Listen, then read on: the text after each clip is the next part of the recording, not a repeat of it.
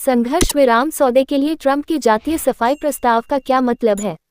विश्लेषकों का कहना है कि गाजा जोखिमों में बड़े पैमाने पर विस्थापन के लिए अमेरिकी राष्ट्रपति का आह्वान तबाह कर दिया। फिलिस्तीनियों ने 6 फरवरी को गाजा सिटी में बमबारी वाली इमारतों के मलबे को आगे बढ़ाया। वाशिंगटन डीसी डोनाल्ड ट्रंप ने संघर्ष विराम की सौदे के लिए श्रेय का दावा किया है, जिसने गाजा में युद्ध को रोक दिया था, लेकिन संयुक्त राज्य अमेरिका के राष्ट्रपति के प्रस्ताव को जबरन फिलिस्तीनियों को विस्थापित करने के लिए फिलिस्तीनियों को जबरन विस्थापित करने का प्रस्ताव था। विशेषज्ञों का कहना है कि क्षेत्र ने समझौते को टारपीडो किया।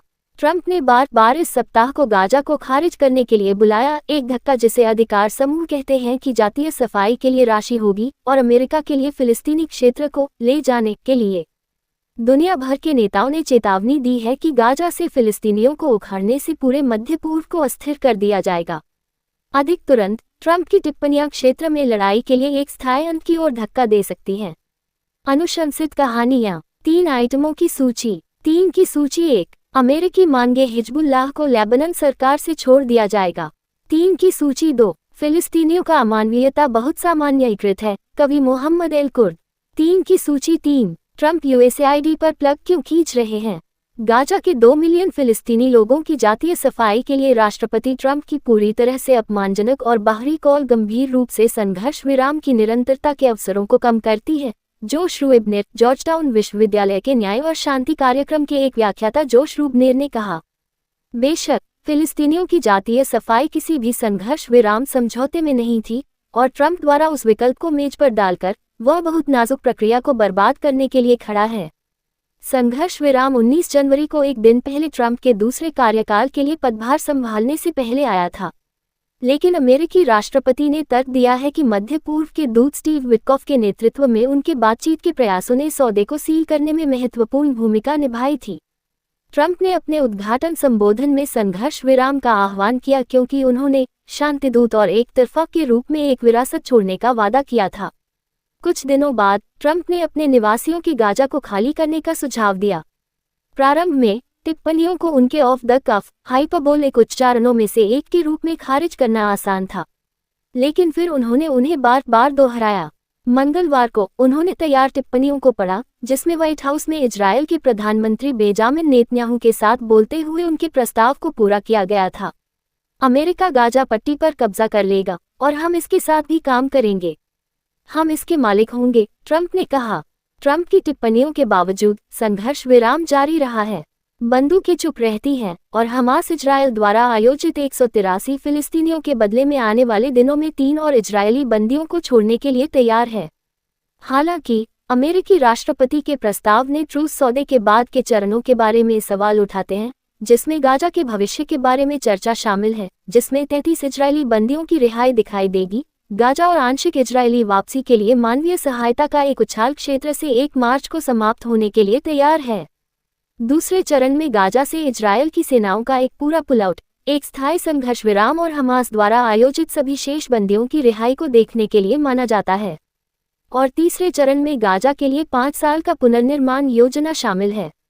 गाजा के लोगों के लिए ट्रंप का धक्का पूरी तरह से क्षेत्र को छोड़ने के लिए समझौते की भावना के साथ सीधे विरोधाभास में प्रतीत होता है, और ऐसे संकेत हैं कि अमेरिकी प्रशासन अब सौदे के सभी हिस्सों के लिए प्रतिबद्ध नहीं है, जो ब्रोकिंग के बारे में डींग मार रहा है। मंगलवार को ट्रंप के दूत विटकॉफ ने सुझाव दिया कि वाशिंगटन सभी इजरायली बंदियों को मुक्त करने के लिए पहले 2 चरणों को पूरा करने के लिए धक्का देगा, लेकिन वह तीसरे चरण में गाजा का पुनर्निर्माण करने के लिए लग रहा था, ये कहते हुए कि यह उस तरह से नहीं जा सकता है जिस तरह से समझौते के बारे में बात करता है, जो एक 5 साल का कार्यक्रम है। विटकॉफ ने ट्रंप टीम को पूरी तरह से सौदे से दूर कर दिया, ये कहते हुए कि यह शुरू से ही अद्भुत नहीं था, हमें इससे कोई लेना देना नहीं था। उन्होंने कहा, अमेरिकी अधिकारियों ने वापस चलने की कोशिश की है या कम से कम टोन डाउन ट्रंप की टिप्पणियों। व्हाइट हाउस के प्रवक्ता कैरोलिन लेविट ने कहा कि गाजा में लोग अस्थायी रूप से स्थानांतरित होंगे। राज्य के सचिव मार्को रूबियो ने यह भी कहा कि गाजा में फिलिस्तीनियों का विस्थापन अंतरिम में होगा और निवासियों को पुनर्निर्माण के बाद वापस जाने में सक्षम होगा। लेकिन राष्ट्रपति इस सप्ताह लगभग दैनिक दोहरा रहे हैं कि उनकी योजना गाजा में फिलिस्तीनियों को स्थायी रूप से हटाने और अमेरिका के लिए क्षेत्र का दावा करने की है। अरब सेंटर वाशिंगटन डीसी के कार्यकारी निदेशक खलील जशान ने कहा कि ट्रंप का प्रस्ताव संघर्ष विराम के लिए कयामत है।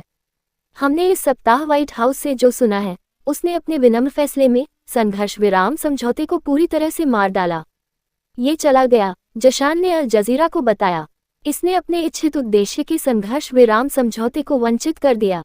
गाजा और गाजा के लोगों के लिए दिन के बाद एक समाधान। यदि गाजा के लोग इंडोनेशिया से अल्बानिया तक के स्थानों पर जातीय रूप से स्थानांतरित होने जा रहे हैं, तो आगे बढ़ने का उद्देश्य क्या है? उद्धरण चिन्ह। ट्रंप ने खुद सुझाव दिया है कि युद्ध जल्द ही फिर से शुरू हो सकता है। ट्रंप ने मंगलवार को कहा, कल शुरू हो सकता है। हड़ताल करने के लिए बहुत कुछ नहीं बचा है। अक्टूबर 2023 के बाद से गाजा में इजराइल के यूएस समर्थित आक्रामक ने लगभग 62,000 फिलिस्तीनियों को मार डाला है, जिसमें हजारों लापता लोग भी शामिल हैं जो मृत हैं। लेकिन ट्रंप ने एक संघर्ष विराम के लिए जोरदार दावा क्यों किया? उन्होंने इसे बनाए रखने का इरादा नहीं किया। मध्य पूर्व के विश्लेषक खालिद अलगिंडी ने कहा, डोनाल्ड ट्रंप फिलिस्तीनियों की भलाई के लिए संघर्ष विराम में रुचि नहीं रखते हैं। वह संघर्ष विराम के शीर्षक में रुचि रखता है। वह क्रेडिट चाहता है। वह कहना चाहता है, मैं जीत गया। मैं वह व्यक्ति हूं जिसने ऐसा किया है। वह वास्तव में परवाह नहीं करता है कि यह लागू हो गया है या यदि यह अलग हो जाता है या यदि यह जातीय सफाई में समाप्त होता है। उद्धरण चिन्ह। नेतन्याहू के युद्ध के लक्ष्य। अलगिंडी ने कहा कि सौदे के दूसरे चरण को पूरा करते हुए एक स्थायी संघर्ष विराम और इजरायल की टुकड़ी वापसी जातीय सफाई योजना को विफल करने के लिए महत्वपूर्ण होगी। कोई सवाल नहीं है कि संघर्ष विराम, इसके चेहरे पर, गाजा को जातीय रूप से शुद्ध करने की योजना के साथ पूरी तरह से असंगत है, अलगिंडी ने अल जजीरा को बताया। यही कारण है कि मुझे लगता है कि चरण 2 इतना महत्वपूर्ण है। यदि हम चरण 2 पर एक समझौता प्राप्त कर सकते हैं और चरण 2 को लागू किया जाता है, तो मुझे लगता है कि वास्तविक जातीय सफाई का जोखिम बहुत कम हो गया है।